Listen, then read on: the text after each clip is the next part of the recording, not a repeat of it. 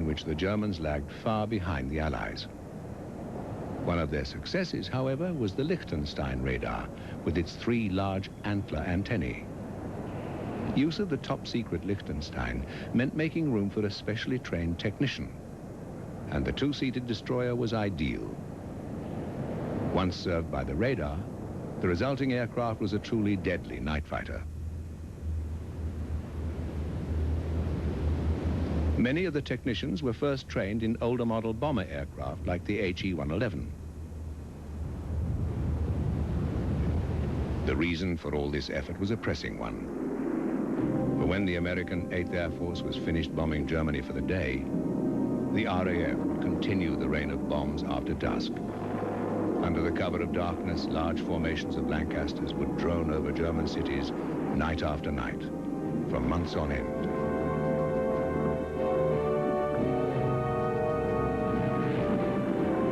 As German industry suffocated and thousands died, a solution was desperately sought. And as radar-equipped night fighters, the destroyers, particularly the 110s, found their most vital and effective role. Their great range enabled them to follow British bombers both to and from the target zone. And they would down thousands before the war was over.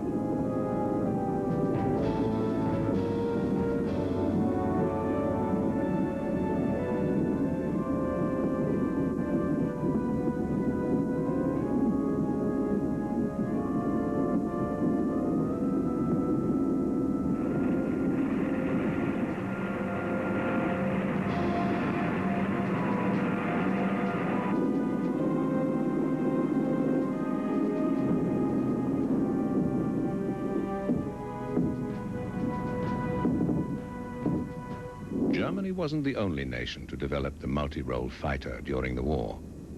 The British had the Bristol Beaufighter, powered by 2 Pegasus radial engines. Reasonably successful in ground attack, the plane proved lethal to naval targets.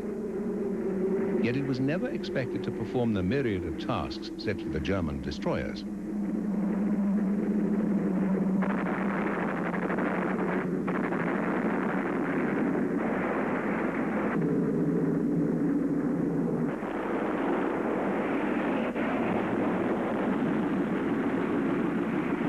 Russia's counterpart to the 110 was the PE-2, one of the earliest Soviet aircraft constructed entirely of metal. A very effective ground attack weapon. Like the destroyer, it never made it as an escort fighter. The United States had its multi-engine fighter too. The P-38 employed an unusual twin boom shape, similar to the Dutch mower. The Lightning, as the British called it, was never designed for a wide range of missions, but was deadly as a single-seat fighter. In addition, the plane could also carry a very small load of bombs.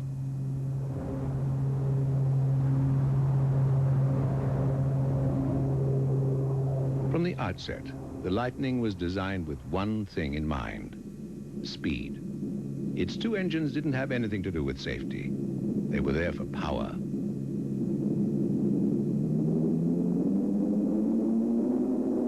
Turbo superchargers were installed to get the very last ounce of speed.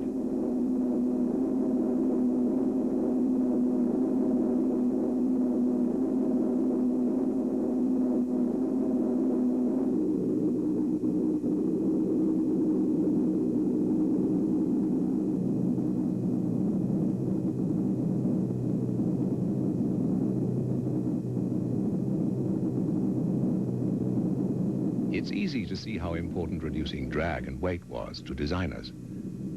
The aircraft is basically wing and engine, with the pilot shoved in almost as an afterthought. Although one of the largest single-seat fighters of the war, it was one of the most cramped planes a man could fly.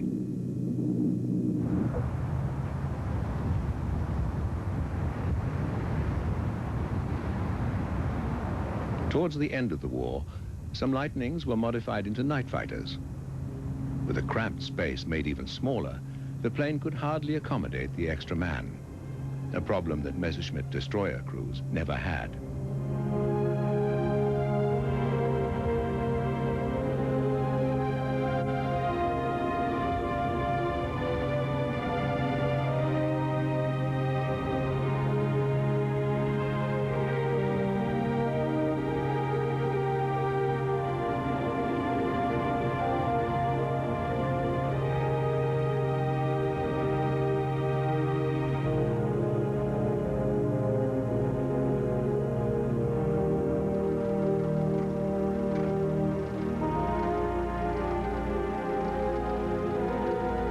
With its two engines, the P-38 was an expensive machine, and it guzzled gas. But that was just fine with the men who flew it, because the aircraft had one advantage that every pilot loves. It was ruggedly dependable. Conventional wisdom at the time said that if a plane was to be durable, it would have to be all metal, made of castings and aluminium. Born of heavy industry, by necessity it was a product of the forge, the metal shop, and the assembly line. But as always, there was one exception to the rule: the Mosquito. Of wooden construction, it was a brilliant idea that the British almost rejected, and only survived because of the acute wartime metal shortage. The Mosquito was not really a destroyer. It was produced in several different versions, each very good at its assigned tasks. But all of the planes had one common trait: their light but strong airframes, which made them so fast there was no need for defensive armaments.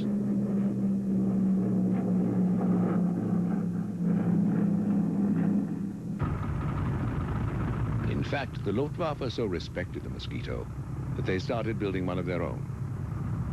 Focke-Wulf was assigned the task, and its goal was to build a twin-engined wooden aircraft with a power-to-weight ratio equal to the British machine.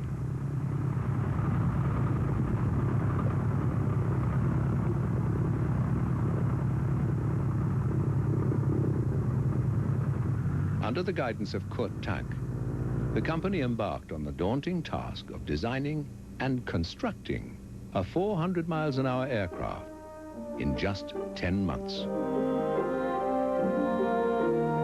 Achieving this meant developing an entirely new process of molding wood in huge presses. The airframe had to be worked to extremely fine tolerances, because if wood was to substitute for metal, everything had to fit perfectly. The other ingredient essential to the project's success was a new synthetic resin called Tego film. This was the real key, because it bonded the wood with the necessary strength to cope with the stresses of landing and takeoff.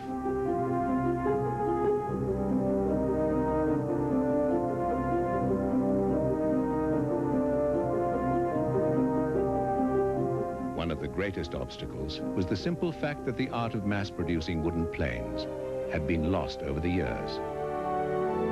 Yet in an incredibly short time, workers would have to be trained to produce a finished aircraft ready to bear German pilots into battle.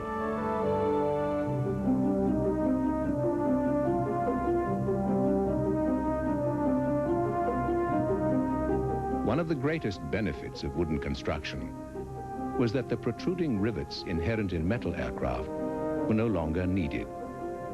The result was a much smoother, more aerodynamic shape. But the abundance of wood and the plane's resulting lightness weren't the only factors that spurred on the project. To Luftwaffe Commander Hermann Goering, the 154, as the plane was called, had become an obsession. British Mosquitoes inspired both fear and respect in the Luftwaffe pilots who faced them.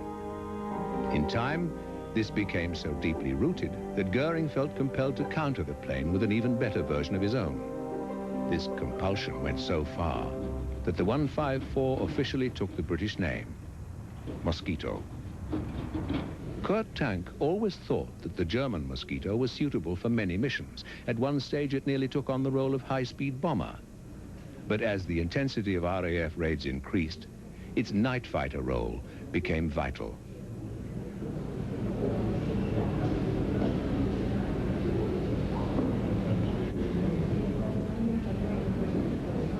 But the same problems that haunted the early destroyers returned to plague the 154. Luftwaffe pundits insisted that the